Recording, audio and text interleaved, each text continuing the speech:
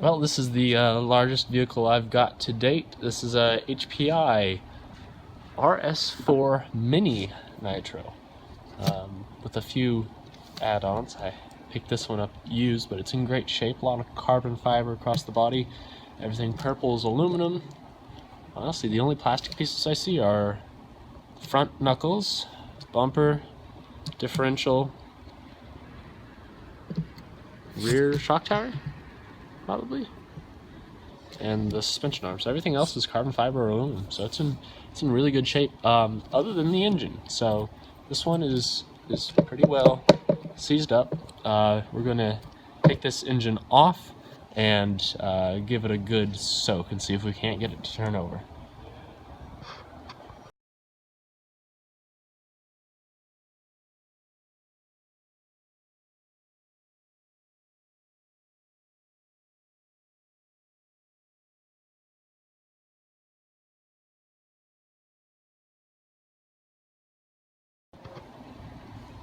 Alright, engine's out.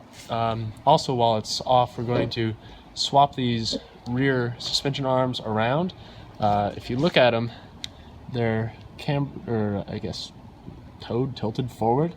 The body I want to use is a Tamiya modern Miata body, which is a little longer, so this you can actually switch the control arm and it'll tilt the wheel backward and increase the length.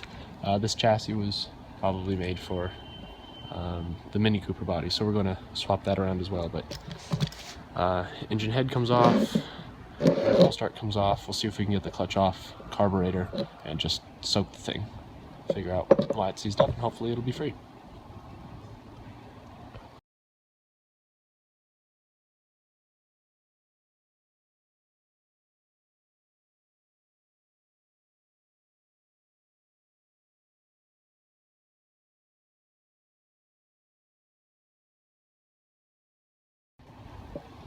Just wanted to stop right here and say this. Looks like somebody used some gasket maker on this guy.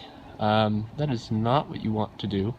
These things are going to leak oil a little bit, but gasket maker just runs the risk of getting gasket material into the engine, and these things are so tight tolerance that is the opposite of what you want to happen. So if you're watching this, please don't use gasket maker on your RC car engines. Get a good paper gasket.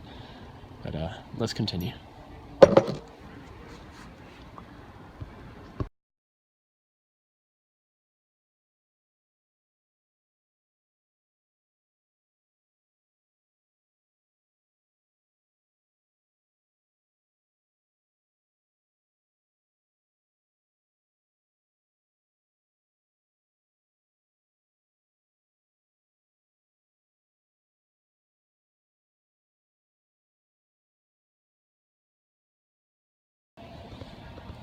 After a long hour or so of soaking, that used to be purple fuel, it's brown now. Finally got it freed up. It's nothing fancy, it's just a bunch of brown crud coming out that it spins freely.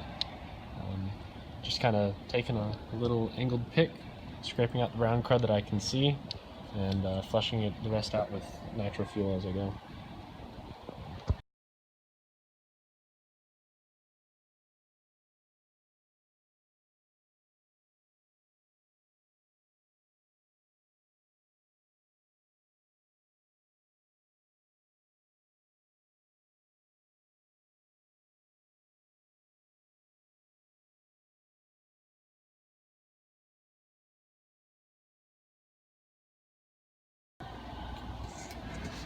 Alright, that's what an engine's supposed to feel like. So we got good strong compression. You probably saw me a couple times there go back and go, oh, I forgot a carburetor piece, or oh, I went back and forgot a gasket on the pull start there, but it's all in there. It's all back together. We're going to next get the chassis ready because the drivetrain is very stiff. Biggest reason I don't like belt drive is how stiff it all is. I mean, it takes a lot more force to spin all of this than it should. But we're going to rip into this, basically just WD-40 the bearings, clean them all off. Got some gunk up here on the front tensioner. Just run it all through with lubricant. Let's see if we can't get it all to loosen back up here. Not going to bore you with that, but we'll swap on over to engine installation after I get all this cleaned up and lubed up. Well, I've worked out most of the roughness. It's still needs some work, but it's closer at least. I'm happier with it. Right now, all I need to do is get in here with a towel and clean up what I can. Then we're going to get back to reinstalling the engine. Basically, engine goes in, connect all the linkages. I'm going to replace the fuel line, except for this guy here. It's some kind of extra pressure bottle that actually goes straight to the engine block. I'm guessing to store extra air pressure from when the crank turns over for an intake cycle. Honestly, I haven't seen one of those before. Certainly nothing on anything this size. Anyways, we're going to get that engine on here, and then the top plate for the rear end will sandwich on top of that.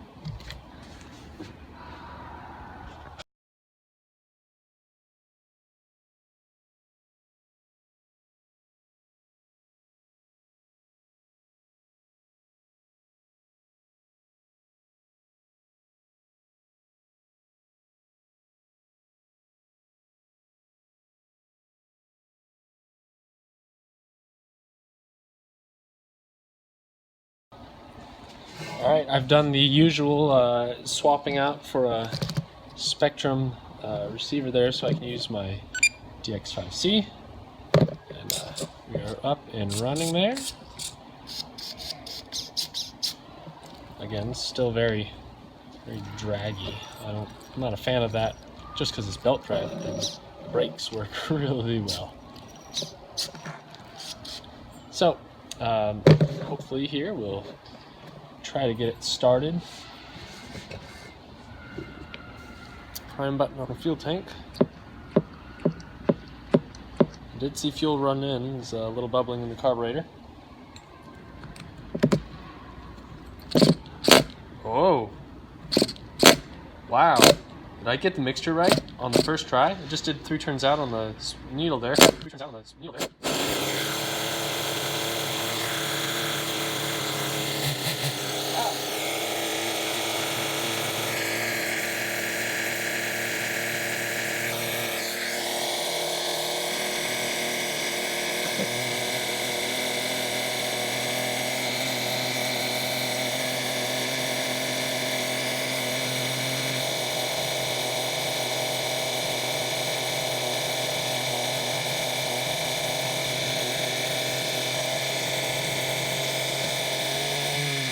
Oh, we have braking to do.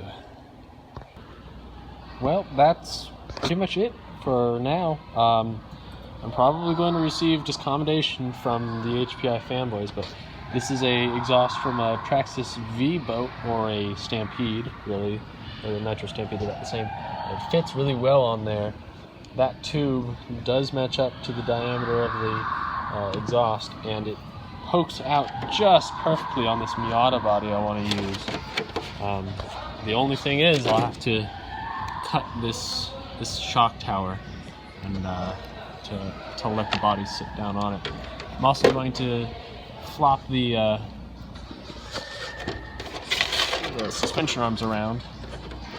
No use watching me do that on camera. It's really fairly boring, but just to move this tire back some to line up, and then yeah, cutting off that rear shock tower bulge will let that body sit on there just fine, and that double exhaust will look pretty cool.